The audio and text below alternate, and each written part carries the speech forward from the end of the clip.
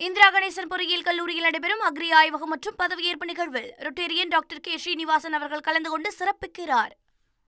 சென்னை பனையூர் தாவேக தலைமை அலுவலகத்தை முற்றுகையிட்டு போராட்டத்தில் ஈடுபட்ட தாவேக திருவள்ளூர் மத்திய மாவட்ட தொண்டர்களால் பரபரப்பு ஏற்பட்டது.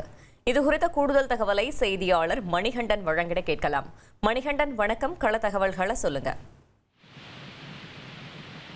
தமிழக வெற்றி கழகத்துடைய திருவள்ளூர் மத்திய மாவட்ட செயலாளராக மணிகண்டன் தேர்வு செய்யப்பட்டு கட்சி பணிகள் ஆற்றி வரக்கூடிய நிலையில கட்சியினரிடம் பணம் பெற்றுக்கொண்டு பதவிகள் வழங்குவதாகவும் கட்சியில புதிதாக இணைந்தவர்கள் மற்றும் பணம் வைத்திருப்பவர்களுக்கு மட்டுமே முன்னுரிமை அளிப்பதாகவும் குற்றச்சாட்டுகள் எழுந்துள்ளது. மேலும் தனக்கு வேண்டியவர்களுக்கு மட்டும் பதவிகள் வழங்கி வருவதாகவும் பதவி தருவதாக கூறி பலரிடமிருந்து பணம் பெற்றுக் கொண்டு ஏமாற்றியதாகவும் கட்சியின் சில நிர்வாகிகள் குற்றம் சாட்டியிருக்கின்றனர்.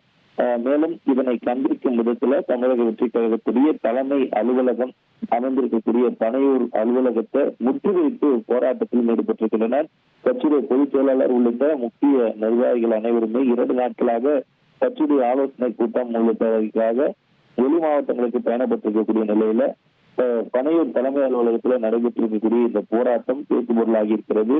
இதற்கிடையே பிறந்தநாள் நிகழ்ச்சியில கட்சியுடைய தேர்தல் மேலாண்மை பொதுச் செயலாளர் ஆதவர்ஜனாவின் புகைப்படத்தை பேனர்ல பயன்படுத்தியதாக கூறி மாவட்ட செயலாளர் மணிகண்டன் வட்ட செயலாளர் பிரதீப் என்பவரை கட்சியிலிருந்து நீக்கியதாகவும் கூறப்படுகிறது.